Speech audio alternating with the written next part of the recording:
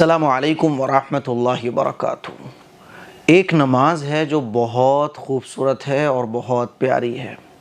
یہ نماز اگر ہم لوگ رمضان کے آخری عشرے میں اور خاص طور پر لیلۃ القدر کی رات میں اس نماز کو پڑھ لینا تو بس مزہ آ جائے۔ 2 راتیں تو لیلۃ القدر کی گزر چکی ہیں، آج تیسری رات ہے، تو لیلۃ القدر کی رات میں اس نماز کو ضرور پڑھنے کی کوشش کریں۔ یہ نماز بہت پیاری ہے۔ اس کا فائدہ کیا ہے کہ اس نماز کو پڑھنے سے ہمارے جتنے بھی پچھلے گناہ ہیں وہ معاف ہو جاتے ہیں۔ جو ہم نے دن کے اجالے میں گناہ کیے وہ بھی معاف ہو جاتے ہیں، رات میں کیے وہ بھی معاف ہو جاتے ہیں، جان کر کیے انجانے میں کیے ہر طرح کا گناہ معاف ہو جاتا ہے۔ اور یہ نماز اتنی خوبصورت ہے کہ رسول اللہ صلی اللہ علیہ وسلم نے یہ نماز اپنے چچا کو تحفے میں دی تھی اور فرمایا تھا کہ اس نماز کو پڑھ لیا کریں۔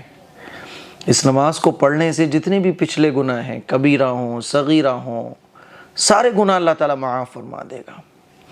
اور آپ علیہ الصلوۃ والسلام نے یہ بھی ارشاد فرمایا کہ اگر ہو سکے تو روزانہ پڑھی جائے یہ نماز، ورنہ ہفتے میں 1 مرتبہ پڑھی جائے، اور اگر یہ بھی ممکن نہ ہو تو مہینے میں 1 بار پڑھی جائے، یہ بھی ممکن نہ ہو تو سال میں 1 مرتبہ پڑھ لی جائے، اور اگر کوئی بالکل ہی نہ پڑھ سکے تو زندگی میں کم از کم 1 بار تو پڑھ لے۔ رمضان کے مہینے میں ایک ماحول ہوتا ہے، ایک جذبہ ہوتا ہے، تو یہ نماز پڑھنا بہت آسان ہے۔ اور اس نماز کو کہا جاتا ہے صلاۃ التسبیح کی نماز، اسی لیے لیلۃ القدر کی رات میں اس نماز کو خاص طور پر پڑھنے کی کوشش کریں۔ میں آج اسی نماز کا طریقہ بہت آسان طریقے سے آپ کو بتانے جا رہا ہوں۔ مجھے امید ہے کہ اس ویڈیو کو دیکھنے کے بعد آپ صلاۃ التسبیح کو بہت آسانی کے ساتھ پڑھنے لگو گے۔ یہ نماز اتنی خوبصورت ہے کہ اس نماز کو بزرگان دین پڑھا کرتے تھے، صحابہ اکرام پڑھا کرتے تھے، بلکہ رمضان میں تو خاص طور پر بعض علماء نے تاکید فرمائی ہے، بعض بزرگوں نے، کہ اس نماز کو روزانہ پڑھا جائے۔ یہ نہیں ہو سکتا تو کم از کم رمضان کے آخری عشرے میں پڑھ لیا جائے، اور یہ بھی ممکن نہ ہو تو لیلۃ القدر میں تو ضرور پڑھنے کی کوشش کریں، کیونکہ لیلۃ القدر میں تو ہم بیٹھتے ہی اس نیت کے ساتھ ہیں کہ ہمیں رات کا اکثر حصہ اپنی عبادت میں گزارنا ہے۔ اب آئیے جانتے ہیں کہ یہ نماز پڑھی کیسے جاتی ہے۔ 4 رکعت اس نماز میں ہوتی ہیں۔ آپ کوئی بھی صورت جو آپ کو یاد ہو وہ پڑھ سکتے ہو۔ بہت سارے لوگ بتاتے ہیں کہ یہ صورت پڑھو، وہ صورت پڑھو، جو صورت آپ کو یاد ہو۔ کسی کو 2 صورتیں یاد ہیں تو 1 رکعت میں 1 صورت، دوسری میں دوسری صورت، تیسری میں پھر وہی صورت پہلے والی، چوتھی میں پھر دوسری صورت۔ آپ کو جو صورتیں یاد ہوں وہ آپ کسی بھی رکعت میں پڑھ سکتے ہیں۔ 4 رکعت یہ ہوتی ہیں، اور ان 4 رکعت میں 300 مرتبہ ایک کلمہ ہوتا ہے، وہ پڑھا جاتا ہے۔ کلمہ ہے سبحان اللہ والحمد للہ ولا الہ الا اللہ واللہ اکبر۔ یہ کلمہ ہی اتنا پاورفل ہے کہ اس کو بندہ اگر ایسے ہی بیٹھے بیٹھے پڑھ لے جیسے میں نے پڑھا ہے تو بس اللہ کی رحمتیں، مغفرتیں، ساری برکتیں، رحمتیں اس کے اوپر نازل ہو جاتی ہیں۔ دیکھیے سبحان اللہ یہ ایسا وزنی کلمہ ہے کہ جس کے ثواب کا اندازہ ہی نہیں لگایا جا سکتا۔ سبحان اللہ، اللہ کی اس میں تسبیح ہے، اور یہ فرشتوں کی تسبیح ہے۔ الحمدللہ، کتنا پاورفل کلمہ ہے یہ۔ لا الہ الا اللہ، یہ تو افضل الذکر ہے نا، یہ اللہ کو بہت پسند ہے۔ اللہ اکبر، نماز کے اندر ہم لوگ کتنی مرتبہ اللہ اکبر پڑھتے ہیں، تو یہ پورا کلمہ جو ہے نا یہی بہت پاورفل ہے۔ سبحان اللہ والحمد للہ ولا الہ الا اللہ واللہ اکبر، تو یہ کلمہ 300 مرتبہ صلاۃ التسبیح کی نماز میں پڑھا جاتا ہے۔ اب یہ کیسے پڑھا جاتا ہے اس کو آپ سمجھ لو۔ آپ نیت کرو گے کہ میں صلاۃ التسبیح کی نماز پڑھنے جا رہا ہوں، بس یہ نیت کافی ہے کہ میں صلاۃ التسبیح کی نماز پڑھنے جا رہا ہوں، ٹھیک ہے؟ یہ جتنی بھی ایکسٹرا چیزیں ہوتی ہیں ان کو کہنے کی ضرورت ہی نہیں ہے کہ منہ میرا کعبہ شریف کی طرح واسطے اللہ تعالیٰ کے، یہ سب کہنے کی ضرورت ہی نہیں ہے۔ میں صلاۃ التسبیح کی نماز پڑھنے جا رہا ہوں، اصل میں تو نیت دل کے ارادے کو کہتے ہیں، لیکن زبان سے آپ کہنا چاہو تو اتنا کہہ سکتے ہو، کافی ہے بس، ٹھیک؟ اب اللہ اکبر کہہ کے آپ نیت باندھ لو گے۔ نیت باندھنے کے بعد ثنا پڑھو گے، سبحانک اللہم وبحمدک وتبارک اسمک وتعالی جدک ولا الہ غیرک۔ ثنا پڑھنے کے بعد 15 مرتبہ آپ کو پھر یہی کلمہ پڑھنا ہے، سبحان اللہ والحمد للہ ولا الہ الا اللہ واللہ اکبر۔ 15 بار جب پڑھ لو پھر سورہ فاتحہ پڑھنا ہے، اعوذ باللہ من الشیطان الرجیم بسم اللہ الرحمن الرحیم ولا الضالین تک سورہ فاتحہ پڑھو گے۔ پھر کوئی بھی سورت جو آپ کو یاد ہو وہ ملا دو، ٹھیک ہے۔ سورت پڑھ لی آپ نے، مان لیجیے انا اعطیناک الکوثر فصلی لربک وانحر ان شانئک ھو الابتر، ٹھیک ہے، سورت ملا دی۔ اب رکوع میں نہیں جانا، اب آپ کو 10 مرتبہ پھر یہی کلمہ پڑھنا ہے، سبحان اللہ والحمد للہ ولا الہ الا اللہ واللہ اکبر، ٹھیک ہے۔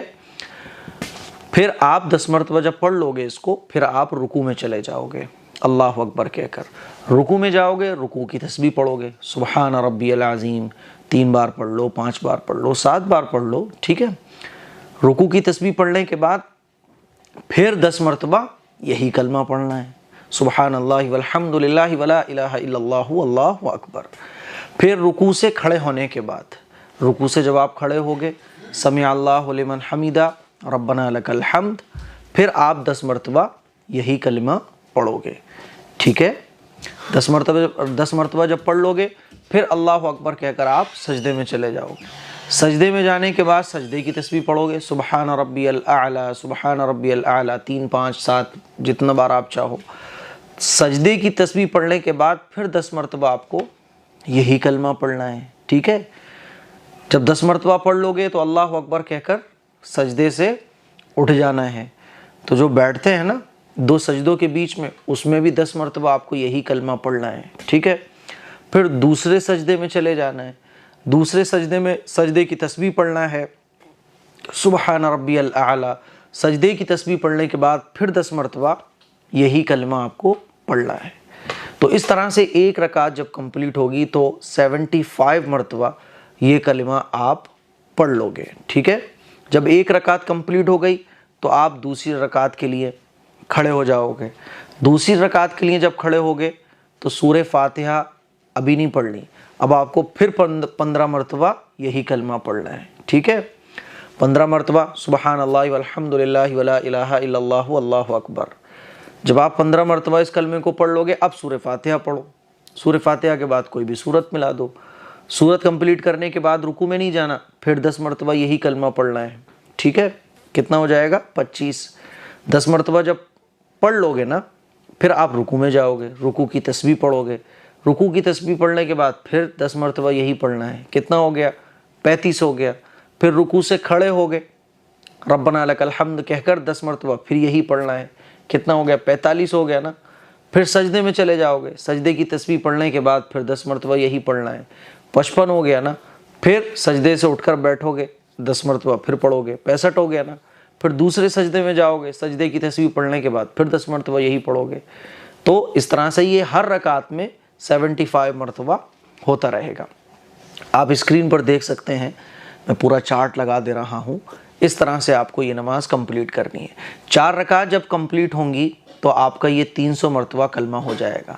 مان لیجئے کبھی آگے پیچھے ہو جائے، 4 مرتبہ 8 10 مرتبہ آپ زیادہ پڑھ لو یا کم پڑھ لو، نماز آپ کی پھر بھی ہو جائے گی، آپ کو سجدے صاف کرنے کی ضرورت نہیں ہے۔ جب یہ نماز کمپلیٹ ہو جائے تو اللہ سے دعا مانگ لو کہ اللہ میرے گناہوں کو معاف فرما دے، جو آپ دعا مانگنا چاہو، ٹھیک ہے۔ تو یہ نماز بہت عظیم الشان نماز ہے، اس نماز کو لیلۃ القدر میں ضرور پڑھیے گا۔ اس کے علاوہ جو اور نمازیں لوگ بتا رہے ہیں کہ ایسے نفل پڑھو، وہ نمازیں تو کوئی اللہ کے نبی صلی اللہ علیہ وسلم نے بیان ہی نہیں فرمائی ہیں، ٹھیک ہے۔